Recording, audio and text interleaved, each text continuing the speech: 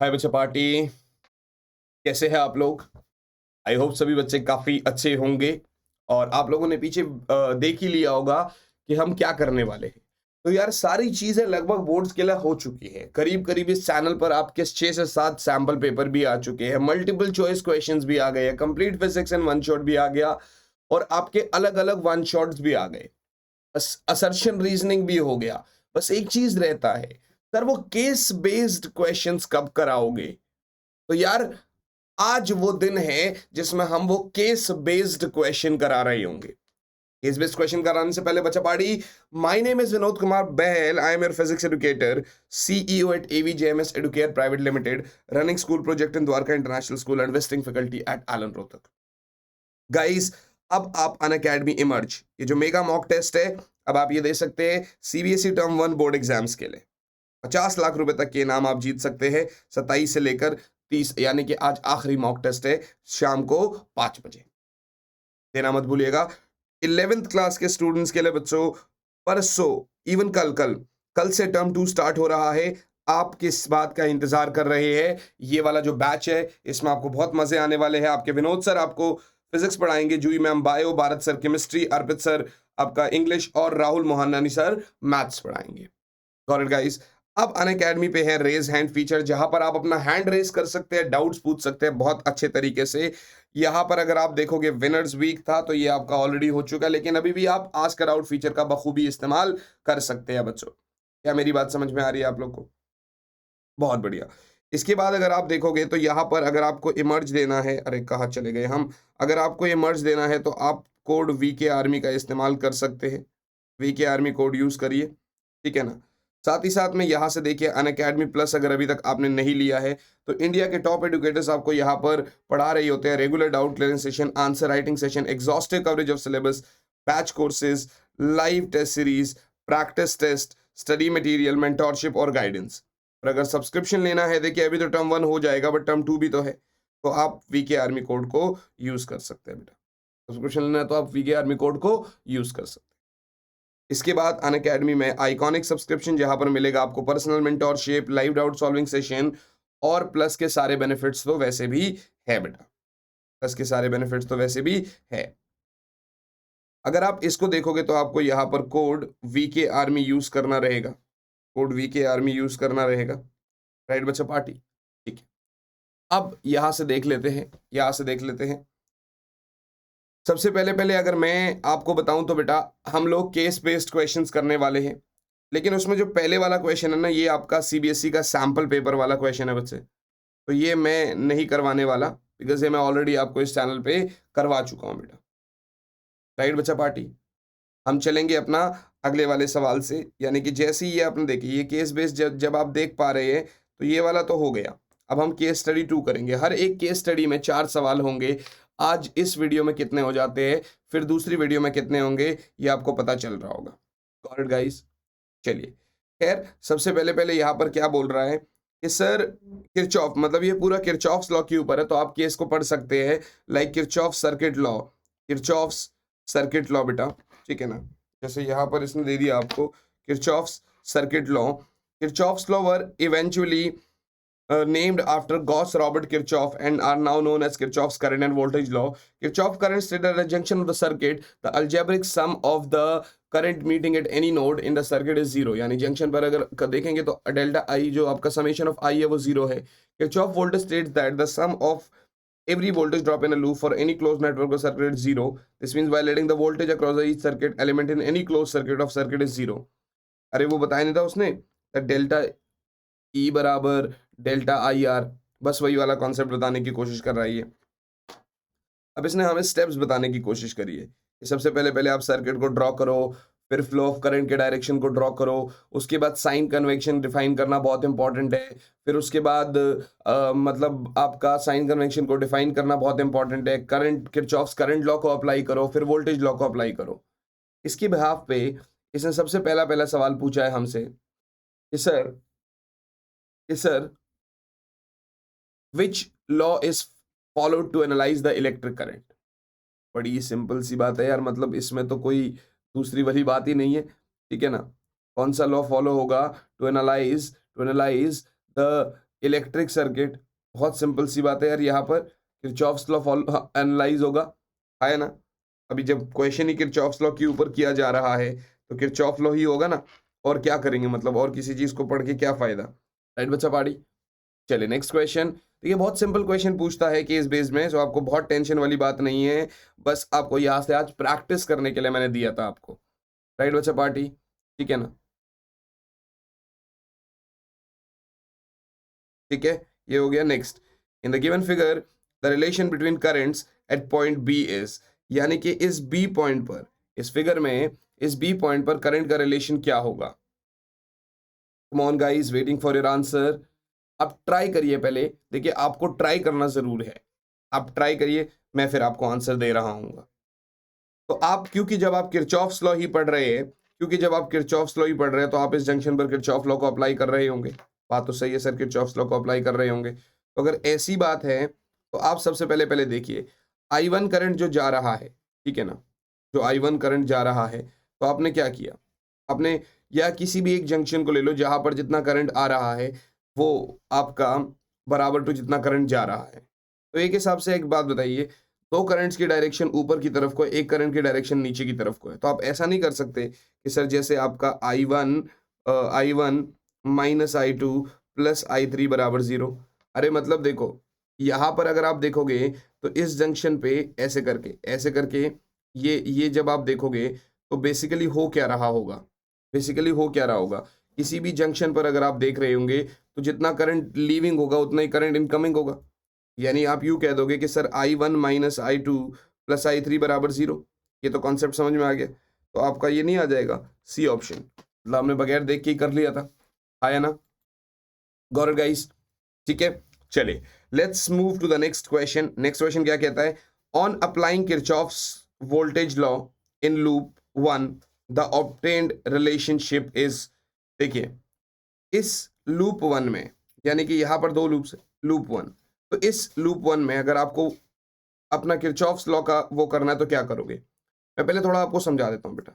एक सेल है V1, ठीक है ना, उसमें से करंट जा रहा है तो इसके अक्रॉस कुछ वोल्टेज ड्रॉप होगा I1 R1, इसके अक्रॉस I2 R2, है ना, और इस वाले के अक्रॉस क्या होएगा I4 R4, राइट।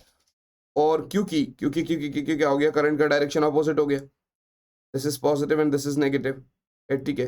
यहाँ से ऐसे आप जाओगे, चलो हाँ ये सेम ही डायरेक्शन है, कोई बात नहीं, लेकिन यहाँ पर जब आप पॉजिटिव की तरफ आओगे तो नेगेटिव हो जाएगा। यहीं पर लिख देते हैं, क्या आप ऐसा नहीं लिख सकते इसको कि V1 में से, या देखो दो चीजें हैं, जब नॉर्मली मैंने आपको सिखाया था जिस तरीके से कि I1 R1, ठीक है ना, वैसे भी लिख सकते हो आप, like I1 R1 plus I2 R2 plus plus plus plus इसके अक्रॉस कौन सा करंट जाएगा I1 R4 बराबर, पॉजिटिव से निकल रहे हो V1, पॉजिटिव की तरफ जा रहे हो तो नेगेटिव माइनस V2, है ना। तो इसको अगर आप इधर करोगे तो बेसिकली क्या होगा यहाँ पर, बेसिकली यहाँ पर क्या होगा, तो आपका V1 में से I1 R2 माइनस हो जाएगा, ठीक है ना, minus I2 R2 minus I1 R4, ठीक है ना, माइनस V2 बराबर 0। ये कुछ इक्वेशन सी बन रही है हमारी, ये कुछ इक्वेशन सी बन रही है हमारी। देखो जरा यहाँ पर क्या आ रहा है, V1 minus, okay this is R1, मैं R2 क्यों लिख रहा हूँ, this is R1, this is R1, ठीक है। तो V1 minus I1 R1 minus I2 R2 minus I1 R4 बराबर माइनस V2 बराबर 0, correct, this is your answer, इसका ये आंसर बनता है। इसी तरीके से बेटा देखो, अगर एक केस बेस्ड क्वेश्चन कर रहे हो तो आपको उस किरचॉफ लॉ, मतलब अब केस बेस्ड में तो कुछ भी पूछ सकते हो आपसे, तो जैसे मान लो आपको किरचॉफ करना है तो आपको बहुत अच्छे से वो क्वेश्चन समझ में आना चाहिए बेटा, बात समझ में आ रही है। चलो अब मैं आपके ऊपर छोड़ता हूँ, जो लूप 2 है ना बेटा, अब इसको तो बाद में हम देखेंगे, अभी लूप 1 आपने कर लिया ना, चलो अभी आपको लूप 2 में अप्लाई करना है कि किस तरीके से हम अप्लाई कर रहे होंगे। यस बच्चा पार्टी, बड़ी सिंपल सी बात है यार। देखो लूप 2 में भी अगर अप्लाई करना है तो कैसे करोगे, V3 से आप पॉजिटिव निकल रहे हो तो उसमें से आप V2 माइनस कर लो जिसकी तरफ जा रहे हो, जिससे निकल रहे हो उसमें से वो पॉजिटिव वो माइनस कर लो जिसकी तरफ जा रहे हो, तो V3 में से आपने V2 माइनस कर लिया, ठीक है ना, क्योंकि पॉजिटिव की तरफ जा रहे हो, बराबर बच्चे आपका I3 R3, ठीक है ना, प्लस I2 R2, बस बाकी तो कुछ है ही नहीं। तो एक हिसाब से आपका अगर इससे रिलेटेड कुछ देखेंगे तो क्या दिख पाएगा आपको, ये V3 में से V2 माइनस किया, माइनस I3R3, ठीक है ना, और माइनस I2R2, ठीक है ना। तो ये रहा, ये रहा आपका, ये रहा आपका, ये रहा आपका ऑप्शन, ठीक है ना। क्या मेरी बात समझ में आ गई आपको? क्या मेरी बात समझ में आ गई आपको? Here it is. तो एक केस बेस्ड आपने कर लिया, ये PDF आपको मिल जाएगी, डोंट वरी, बट एक केस बेस्ड आपने कर लिया। I hope this is very clear to you all. Right बच्चा पाड़ी, कोई प्रॉब्लम तो नहीं है आप सभी बच्चों को? Any issue, any sort of issue? कोई नहीं होगा। गॉट इट, ये बहुत बढ़िया है। चलिए अब हम बढ़ रहे हैं अपने अगले वाले केस बेस की तरफ बेटा, अब हम बढ़ रहे हैं अपने अगले वाले केस बेस की तरफ। पहले आप केस बेस्ड को देखो, मतलब केस स्टडी को देखो कि ये पूछा किस बिहाफ पे गया है, उसके बाद फिर हम आगे चल रहे होंगे बच्चे। देखिए क्या पूछा है इसने कि sir read the following text and answer the questions. Electric field is defined as the space surrounding by a charge in which all other test charge would experience. It is a vector quantity that has both magnitude and direction. The magnetic magnitude of vector in the electric field intensity, which is defined as the force per unit charge. Additionally, electric field strength is proportional to density of lines of force. बिल्कुल, जहां पे जितने ज्यादा crowded होगी lines, वहां पर उतने ज्यादा उसका strength होगा. Electric field strength at a point is proportional to the number of lines of force cutting an area element placed normal to the field at that point. The direction of the field is considered to be the same as the direction of the force and is expected to exert on a positive test charge. When the electric field is radially outward, then it is considered as a positive charge. And when the electric field is radially inward, then it is considered as a negative charge. SI unit of electric field is volt per meter. I hope this is very very clear to you बच्चों party. चलिए अब जैसे ही आपने ये कर लिया ना, ये यहाँ पर बता रहा है कि ये वीक फील्ड का रीजन है, ये स्ट्रॉन्ग फील्ड का रीजन है, ये वाला P वाला डेंसिटी के ऊपर बता रहा है वो आपको कि कैसे। पहला सवाल उसने आपसे सिंपली पूछा है कि sir electric lines of force of a negative charge are. अभी बताया उसने, अभी बताया, कुछ पूछने वाली बात ही नहीं, मतलब इतना इजी केस बेस कैसे पूछ सकता है। नेगेटिव चार्ज का इलेक्ट्रिक लाइंस ऑफ फोर्स क्या होगा? Radially inward. भाई बड़ी सिंपल सी बात। नेगेटिव चार्ज का इलेक्ट्रिक लाइंस ऑफ फोर्स क्या होगा? Radially inward. इसमें कोई पूछने वाली बात ही नहीं है, बिल्कुल सही बात है, रेडियली इनवर्ट हो गया। क्या बात है, बहुत बढ़िया। आगे चलते हैं, नेक्स्ट क्वेश्चन, नेक्स्ट क्वेश्चन बच्चे, ठीक है ना। इसमें तो आप चलो क्लिक तो कर दो कम से कम, radially invert. Next question, which of the following statement is false for electric lines of force? Electric lines of force के लिए कौन सी स्टेटमेंट फॉल्स है बेटा? They start from positive charge and terminate on negative charge. ये तो बिल्कुल सही है, इसमें तो कोई बात ही नहीं है। They always form close loops. बस इसी तक पहुंचते ही पहुंचते आप क्लिक कर दिया आपने, क्योंकि आपको इलेक्ट्रिक फील्ड, देखो केस स्टडी तभी आपसे हो पाएगा। वैसे तो ऊपर भी आपको कुछ कुछ मिल जाएगा नॉलेज, लेकिन यार उसके बावजूद भी ना आपको अपनी तरफ से पूरी नॉलेज होनी चाहिए। अगर मान लो उसने LCR पे आपसे केस बेस केस स्टडी पे पूछ लिया, तो आपको पता रहना चाहिए कि LCR क्या होता है, किस तरीके से फंक्शनिंग है उसकी, क्या किस तरीके से काम कर रहा होगा, ये सब आपको पता रहना चाहिए। Got it guys? चलिए next question. Okay, electric field lines are curved in case of. Electric field lines किस केस में कर्व्ड होती है? Single positive and negative charge, two like charges, two unequal and positive charge. देखो single वाले के case में तो radially invert और आउटवर्ड है, ये तो होगा नहीं। हाँ, दो लाइक चार्जेस में भी कर्व्ड हो जाती है और दो अनलाइक चार्जेस में भी कर्व्ड हो जाती है, दो इक्वल और अपोजिट चार्जेस में, ठीक है ना। तो यार both B and C will be the correct answer. कैसे आपको बताऊं किस तरीके से? अरे आप देख लो बिल्कुल ही, अगर मान लो एक माइनस Q है और एक माइनस Q है, फील्ड लाइंस निकलेगी, मैं समझ रहा हूँ फील्ड लाइंस निकलेगी, सॉरी इनवर्ट आएगी, बट ये ऐसे इन दोनों जगह में ऐसे आएगी। समझ में आया कि नहीं आया? ठीक है ना, दोनों फिगर में। और अगर मान लो एक पॉजिटिव है और एक नेगेटिव है, तब भी तो ऐसे ही होता है कि इससे निकलेगी और इस पे आएगी, right. Otherwise single positive charge है तो रेडियली आउटवर्ड होएगी, सिंगल नेगेटिव चार्ज है तो रेडियली इनवर्ड होएगी। बात समझ में आ रही है? I hope this is very clear to you all. खैर, जैसे ही होता है ना, इसके बाद हम आगे चलेंगे। Electric field lines are dash to the surface charge. अरे यार, मतलब electric field lines are perpendicular to the surface charge, और क्या? बात समझ में आ गई? बात समझ में आ गई? तो electric field lines are dash to the surface charge, बड़ी सिंपल सी बात है यार, electric field lines are perpendicular to the surface charge. अभी तक हम कितने, एक सैंपल पेपर वाला था, लेकिन 3 केस बेस्ड और करवा चुका मैं आपको। जो आप लोग को लग रहा था ना कि सर ये तो पता नहीं क्या होगा, कैसे करेंगे, किस तरीके से करेंगे, डोंट वरी गाइस, बहुत सारे केस बेस्ड है मेरे पास, बहुत सारे। बहुत सारे का मतलब पता है कितने, 15 के आसपास केस बेस्ड है जो मैं आपको करवाने वाला हूँ। So don't worry about anything at all, ठीक है ना। चले अभी सवाल नंबर पहला आपके सामने, पहले तो केस बेस्ड को पढ़ लो पूरा, ठीक है ना। कह रहा है sir read the following text and answer the questions. Electric potential at a point is defined as the amount of work done in bringing a unit positive charge from infinity to that point. बिल्कुल सही बात है, आपको पहले पता होना चाहिए कि इलेक्ट्रिक पोटेंशियल जो होता है किसी भी चार्ज को इन्फिनिटी से वहां पर लाने के लिए जो होता है वर्क डन होता है। सर ये बात सही। तो इलेक्ट्रिक पोटेंशियल जो है वो work done divided by amount of charge moved हो गया। नेगेटिव चार्ज हमेशा lower to higher potential move होगा, पॉजिटिव चार्ज हमेशा higher to lower potential move होगा। चार्जेस एनर्जी गेन करते हैं जब वो पोटेंशियल डिफरेंस के अक्रॉस मूव करते हैं। अगर इलेक्ट्रॉन को एक्सेलरेट करूंगा रेस्ट से to potential of 1 volt, it gains 1 electron volt energy, it gains 1 electron volt energy. तो यहां पर कह रहा है सर सबसे पहला पहला क्वेश्चन वही पूछा उसने कि फॉर्मूला ऑफ इलेक्ट्रिक पोटेंशियल क्या होगा। Oh my God, this much easy question, how can they ask us. Electric potential का फॉर्मूला पूछ रहा है। अब यार work done per unit charge अभी तो ऊपर बताया उसने। Got it guys. चला मूव ऑन, नेक्स्ट क्वेश्चन ये रहा। An electron is accelerated through a potential difference of 7 volts. The energy gained by an electron will be, the energy gained by an electron will be, बड़ी simple सी बात है। Kinetic energy क्या होती है,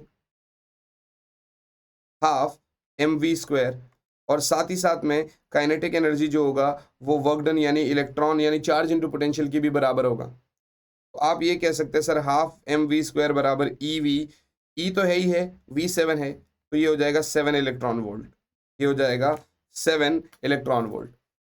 क्या मेरी बात समझ में आई आप लोग? Are you guys getting this part कि वो क्या बोलने की कोशिश कर रहा है और हम किस तरीके से उनको दे रहे हैं ये सारी चीजें। नेक्स्ट बच्चों, protons move from dash to dash potential. Proton एक पॉजिटिव चार्ज है, नेगेटिव चार्ज जो है वो लोअर से हायर में मूव करता है, लेकिन प्रोटॉन एक पॉजिटिव चार्ज है। So positive charge always moves from higher to lower potential. Positive charge always moves from higher to lower potential. क्या मेरी बात समझ में आ रही है? अगर आप आगे देखोगे तो नेक्स्ट क्वेश्चन है आपके पास, the amount of work done in bringing a charge of 10 microcoulomb from infinity to a point in an electric is इतना joule, electric potential at that point is what. पे देखो चार्ज कितना है, 10 microcoulomb, यानी 10 into 10 की power -6 coulomb. Work done कितना है? तो यस गाइस, जैसे भी हमें वर्क डन निकालना है, ठीक है ना, 10 माइक्रोकूलम चार्ज का अपने को अपना इन an electric work done they रखा है, हमें इलेक्ट्रिक पोटेंशियल चाहिए। सो इलेक्ट्रिक पोटेंशियल क्या होगा, work done per unit charge. अब वर्क डन कितना है, 20 into 10 raise to the power -5, और चार्ज की बात करेंगे तो 10 इंटू 10 की पावर -6। तो ये आपका हो जाएगा 2 इंटू -5 और ये +6, तो ये हो जाएगा आपका 1, तो ये 20 हो जाएगा। तो आंसर आपका कितना हो गया, 20 वोल्ट। तो यार ये आपका फोर्थ केस स्टडी, यानी कि देखो एक तो आपने करा, 3 मैंने करवा दिया आपको। Got it guys? तो I hope this is very very clear to you all, right बच्चा पार्टी। चले चलते हैं अगले केस स्टडी की तरफ। तो अब ये जो केस स्टडी आया हमारे पास, इसने अब ट्रांसफार्मर के बारे में पूछ रहा है, ये हमसे हमसे किस चीज के बारे में पूछ रहा है, ट्रांसफार्मर के बारे में पूछ रहा है कि सर अपना पहले पढ़ो आप इसको अच्छे से। At power plant transformer increases the voltage of generated power by thousands of volts. बिल्कुल सही बात है, पावर प्लांट पे जो ट्रांसफार्मर है वो अपने वोल्टेज को इंक्रीज कर रहा होगा, यानी 6600 वोल्टेज दिया जाता है उसको, वो उसको करीब करीब अगर आप देखोगे तो 20 गुना ज्यादा बढ़ा देता है पहले तो, ठीक है ना। इट कैन बी सेंट और इसके बाद of long distances through high voltage transmission power lines. Transmission lines are bundles of wires that carry electric power from power plants to the distant substations. At substations, transformers lower the voltage of incoming power.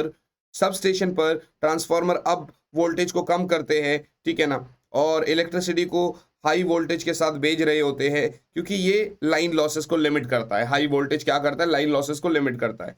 बहुत अच्छे conductors जो होते हैं, they also offer some resistance, this resistance becomes considerable over long distances causing considerable loss. बहुत heavy loss भी होते हैं। ये पूरा ये कहानी मतलब इसने बता रखी है आपको। अब आप ये पूरी कहानी देखोगे तो अब हम कहानी नहीं पढ़ेंगे, क्योंकि अपने को पता है ये ट्रांसफार्मर क्या होता है।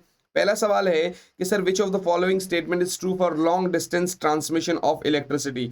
लॉन्ग डिस्टेंस ट्रांसमिशन के लिए क्या होना चाहिए? तो भाई जनरेटिंग स्टेशन पे स्टेप अप ट्रांसफार्मर, उसके बाद डेस्टिनेशन सब स्टेशन पे स्टेप डाउन ट्रांसफार्मर लगे रहते हैं। यहाँ पर स्टेप अप ट्रांसफार्मर तो है लेकिन डेस्टिनेशन पर भी स्टेप अप बोल रहा है, ये कैसे हो सकता है? ये तो गलती हो गया। और स्टेप डाउन तो हम यूज ही नहीं कर सकते जनरेटिंग स्टेशन पे, क्योंकि मैंने बताया उस 6600 को 1,32,000 वोल्ट बनाने के लिए मुझे स्टेप अप ट्रांसफार्मर तो चाहिए ही चाहिए, उसके बगैर तो मैं कर ही नहीं पाऊंगा काम। I hope this is very clear to you all. तो ये अपना एक कॉन्सेप्ट हो गया। उसके बाद बात आती है बेटा, super conducting transmission line has the following advantages. Super conducting transmission line के पास क्या क्या एडवांटेजेस है, वो ये बात करने की कोशिश कर रहा है। देखिए, resistance being zero, there is no I square R loss, ठीक है जी। There is no requirement of costly step up and step down transformer capable of sending more electricity. भाई देखो, सुपर कंडक्टर जो है ना, सुपर कंडक्टिंग ट्रांसमिशन लाइन जो है ना, उसके पास बिल्कुल ये सारे ऑप्शंस होते हैं, ठीक है ना। रेजिस्टेंस बीइंग जीरो का मतलब देखो क्या होता है ना, ऐसा नहीं होता कि होता ही नहीं, but we are just like कि रेजिस्टेंस जीरो हो रहा है, हम ऐसा बोल रहे हैं, ठीक है ना। हाँ, सेटअप स्टेप अप और स्टेप डाउन ट्रांसफार्मर कॉस्टली, उनकी कोई जरूरत नहीं होगी और ज्यादा इलेक्ट्रिसिटी भेजने की काबिलियत रखता है। तो all of the above options are available, ये सब एडवांटेजेस है उसके। अगले सवाल में कह रहा है why does stepping up voltage reduce power loss. जो हमारा स्टेपिंग अप वोल्टेज है वो पावर लॉस को क्यों रिड्यूस करता है? देखो भाई, जनरेटिंग स्टेशन पे जनरली वोल्टेज को आप स्टेप अप करोगे, है ना, यानी कि 60 से करीब करीब हजारों वोल्ट को आप स्टेप अप करोगे, राइट। तो पावर लॉस बढ़ेगा करंट स्क्वायर के हिसाब से। पावर तो क्या होता है, power is directly proportional to, मतलब आर तो है बट पावर तो आई स्क्वायर आर हो गया ना, है ना। तो इसलिए वोल्टेज को अगर हाई रखोगे तो करंट कम होगा, करंट कम होगा तो लॉस मिनिमाइज होगा, लॉस मिनिमाइज होगा। बात समझ में आ रही है? By keeping high voltages, by keeping high voltages current will be less, so loss will be minimized beta, so loss will be minimized. I hope this is clear to you all. Next question, oil transfers heat from transformer winding by the process of। असल में अगर आप ध्यान से देखोगे बेटा, तो transformer जो है वो वेस्ट हीट को जनरेट कर रहा होता है जब भी वो ऑपरेट कर रहे होते हैं, जब वो ट्रांसफार्मर ऑपरेशन में होते हैं तो वो वेस्ट हीट को जनरेट कर रहा होता है ना। और यहां पर कूल करने के लिए जो एज अ कूलेंट यूज होता है वो oil is the choice, oil को प्रेफर किया जाता है, राइट। वो बेसिकली हीट को ट्रांसफर कर रहा होता है through convection to the transformer housing. बात समझ में आया? So yes, convection. देखो, जब हम क्वेश्चंस की प्रैक्टिस कर रहे हैं ना बच्चा पाड़ी, तो अपने को बहुत कुछ नया सीखने को मिलता है। तो इसीलिए यार आप लोग जो है मैक्सिमम से मैक्सिमम इस समय क्वेश्चंस की प्रैक्टिस कर रहे होंगे। लास्ट मिनट स्ट्रैटेजीज क्या होती है, किस तरीके से, तो सब आएगा आपके पास, लेकिन क्वेश्चंस की प्रैक्टिस करना मस्ट है। आइए चलते हैं अपने अगले सवाल की तरफ, और ये रहा आपका केस स्टडी 6। केस स्टडी 6 में आप क्या करोगे? देखो, ये आपका क्वेश्चन बोल रहा है कि सर किसके ऊपर है, पावर फैक्टर कैपेसिटर। देखो, इसको पढ़ना थोड़ा सा जरूरी है, आपको कुछ नया सीखने को मिलेगा। Like power factor character capacitor, power factor को ठीक करने के लिए जनरली आपने सुना होगा ऐसा क्वेश्चन कि भाई कैपेसिटर्स को क्यों लगाया जाता है, तो आप कहते हो कि पावर फैक्टर को इंक्रीज करने के लिए, ठीक है ना। Power factor correction is a method, एक मेथड है to reduce the lagging power factor in inductive loads by fixing a high value capacitor across the phase and neutral line close to the load. When the voltage and current are in phase with each other in an AC circuit, the energy from the source is fully converted into another form to drive the load, and in this case, power factor is unity. When the power factor drops, the system becomes less efficient. In inductive loads, current lags the voltage, leading to the lagging power factor. Power factor correction is the method to reduce the lagging power factor in inductive loads by fixing a high value capacitor across the phase and neutral close to the load. These capacitors have leading power factor so that it will neutralize the lagging power factor of the load. Power capacitors are huge non-polarized metal film electrolytic type capacitors. Capacitors should be sufficiently rated to the load capacity. It should be connected to the lines only when the loads are running and drawing current, only the passage, nothing else. आइए जरा बढ़ते हैं इनके questions की तरफ। ये क्या बोलने की कोशिश कर रहा है? कह रहा है sir what is meant by power factor correction. Power factor correction का मतलब क्या है? असल में बच्चे, it is the method to enhance the okay enhance थोड़ी करेगा, ये इनहांस थोड़ी करेगा, तो लैग मतलब रिड्यूस करेगा ना, right. So you can say that it is the method it is the method to reduce the lagging power factor in inductive loads, क्योंकि ये उसको रिड्यूस कर रहा होगा, न्यूट्रलाइज करेगा। गॉट इट गाइस, ये उसको न्यूट्रलाइज करेगा। आगे कहता है when the energy from source is fully converted into another form the power factor is. अब यार अभी ऊपर पढ़ा हमने, देखो ये रहा, अब पूरा यही से पढ़ लो ना। देखो यहां पर लिखा हुआ था कि सर ये रहा, the energy from the source is fully converted to another form to drive the load and this case power factor is unity. सब ऊपर ऐसा लग रहा है जैसे वो पैराग्राफ नहीं होते थे, अनसीन पैसेजेस हुआ करते थे, उसके अंदर क्वेश्चन आ रहा है और तो उस क्वेश्चन पूछ रहा है। तो जब भी सोर्स से एनर्जी दूसरे फॉर्म में फुली कन्वर्ट होती है तो पावर फैक्टर उसकी 1 होती है। पावर फैक्टर उसकी क्या होती है बेटा? 1 होती है। I hope this is very clear to you all. आइए आगे चलते हैं। Power capacitors for power factor correction are. तो ये भी ऊपर लिखा हुआ है, इसमें भी कंफ्यूजन वाली बात नहीं है, ये भी ऊपर लिखा हुआ है। कैसे? देखो मैं बता देता हूं आपको। यहां से अगर आप देखोगे तो लिखा हो, देखो these capacitors have leading power factor. एक तो लीडिंग पावर फैक्टर है so that it will neutralize the lagging power of the load. Power capacitors are huge non-polarized metal film electrolytic type capacitors.